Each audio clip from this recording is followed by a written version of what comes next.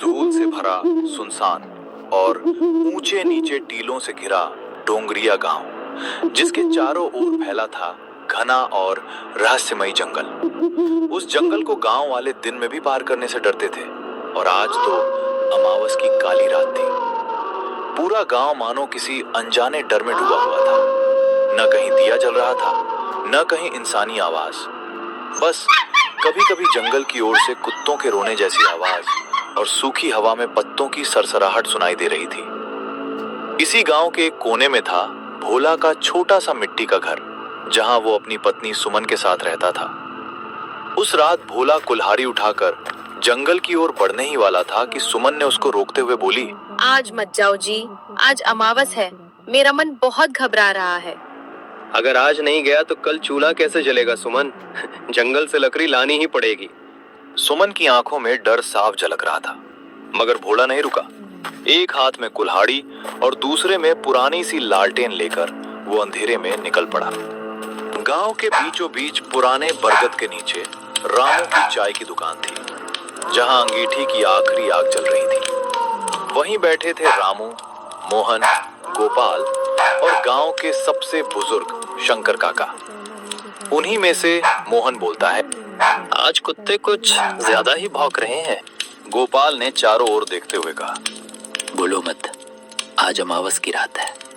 मुझे लगता है जंगल में कुछ ठीक नहीं घूम रहा। तभी शंकर काका ने भारी आवाज में कहा, इस रात जंगल में जो दिखे जरूरी नहीं वो इंसान ही हो। ये जंगल छलावे से भरा है। उसी वक्त दूर से लालटेन की कांपती रोशनी दिखी। भोला धीरे धीरे चाय की दुकान की ओर बढ़ता हुआ सबके पास पहुंचा। अरे बोला, आज मत जा बेटा, ये रात ठीक नहीं है। काका मजबूरी है, घर का खर्च इसी से चलता है। इतना कहकर वो आगे बढ़। तभी अचानक ठंडी हवा का एक तेज झोंका आया और कहीं पास से धीमी सी हंसी सुनाई दी। सब सिहर गए, लेकिन भोला नहीं रुका। भोला चाय की दुकान से आगे निकल चुका था। गांव की आखिरी बाउंड्री पार होते ही वो सुनसान डरावने जंगल का रास्ता शुरू हो जाता है। रात का अंधेरा और भी भयानक हो गया था। पेड़ों की टहनियां हवा में हिल रही थीं। जंगल से उठती आवाजें ऐसी लग रही थीं जैसे कोई इंसानी फुसफुसाहट अंधेरे में गूंज रही हो। भोला रुक जाता है। कौन कौन है वहां? जो कोई भी हो, मेरे सामने आ जाओ। पर जवाब सिर्फ सन्नाटा।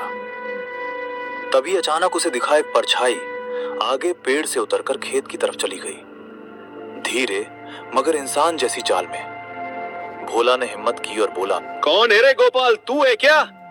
अगर कोई गांव का आदमी मेरे को डरा रहा है तो मैं डरने वाला नहीं हूं। सीधे तरीके से मेरे सामने आ जाओ, नहीं तो मेरे हाथ जो कुल्हाड़ी है उससे मैं तुम्हारा सर धड़ से अलग कर दूंगा। तभी वो काली परछाई वापस आने लगती है, और वो कोई और नहीं बल्कि भोला की पत्नी सुमन थी। भोला का दिल थक से रह गया। अरे सुमन, तू इस भयानक डरावने जंगल में इतनी रात को क्या कर रही हो? मैंने तुमको बताया था कि मैं घर जल्दी लौट आऊंगा। सुमन मुस्कुराई, मगर आंखें बिल्कुल ठंडी। लेकिन वो आवाज सुमन की नहीं थी, वो तो उस जंगल के छलावे की थी। घर पे चलो भोला, रात बहुत हो गई है। भोला एक कदम पीछे हट गया। उसी पल सुमन जैसी आकृति धीरे धीरे धुंध बनकर गायब हो गई। ये देख के भोला का खून जमने लगा। हे भगवान, ये कौन था? ये तो सुमन नहीं थी, ये तो इस जंगल का छलावा था। तब भी भोला रुका नहीं, वो आगे बढ़ने लगा। जंगल के रास्ते से भयानक डरावने डरावने आवाजें आनी शुरू हो गईं। थोड़ी देर बाद भोला जंगल के बीच आ चुका था। अब उसको पीछे लौटने की हिम्मत नहीं हो रही थी। आगे जाने का डर अलग। अचानक उसे अपने पीछे किसी के चलने की आहट आई। वो पीछे मुड़ा, लेकिन वहां कोई नहीं था। ये सब देख के भोला जोर से चिल्ला, कौन है रे? सामने आ।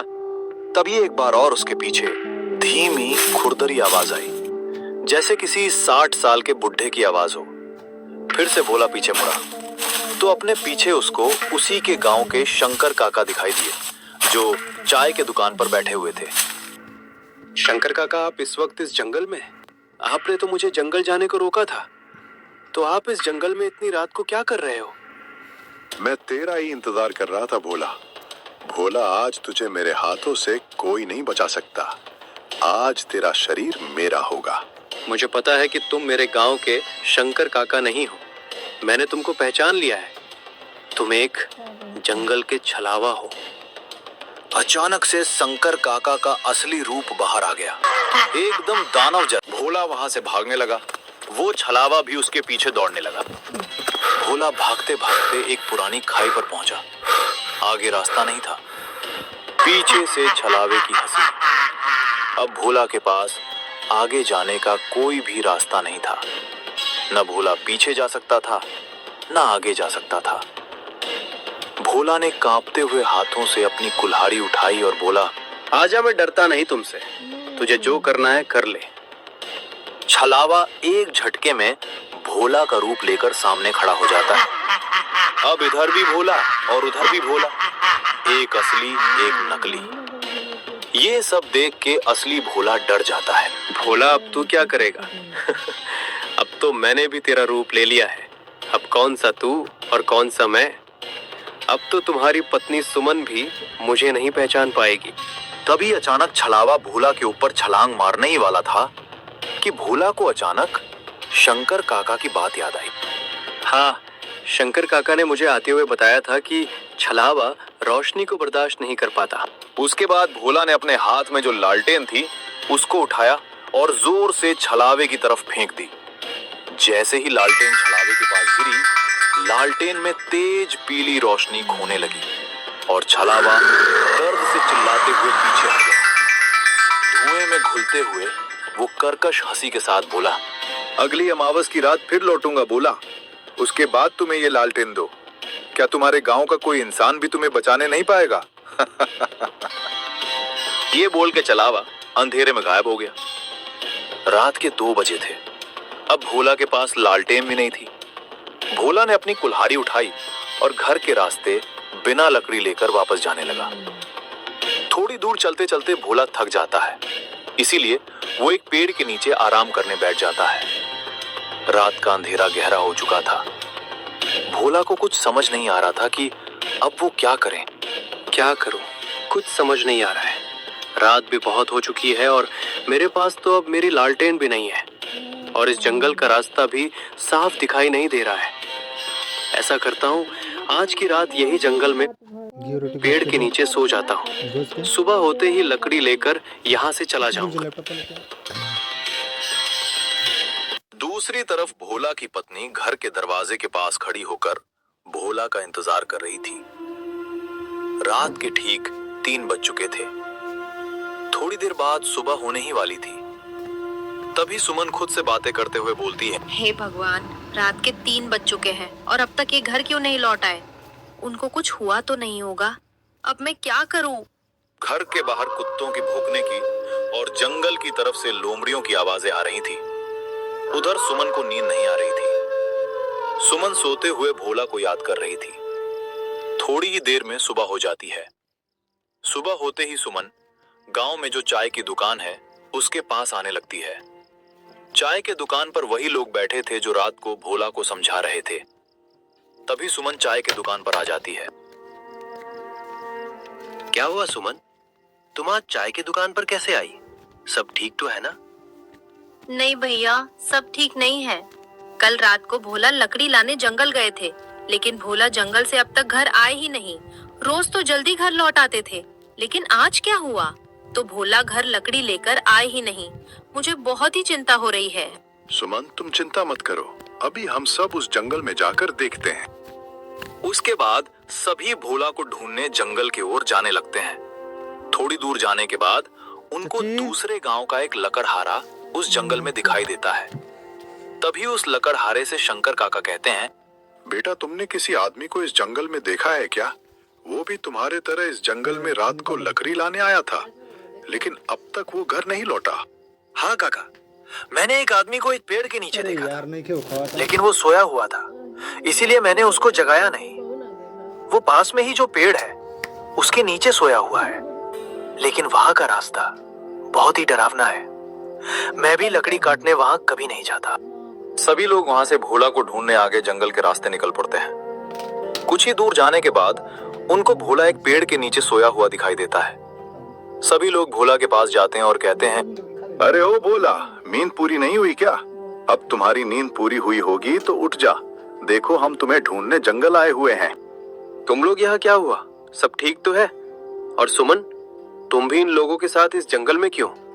क्या हुआ?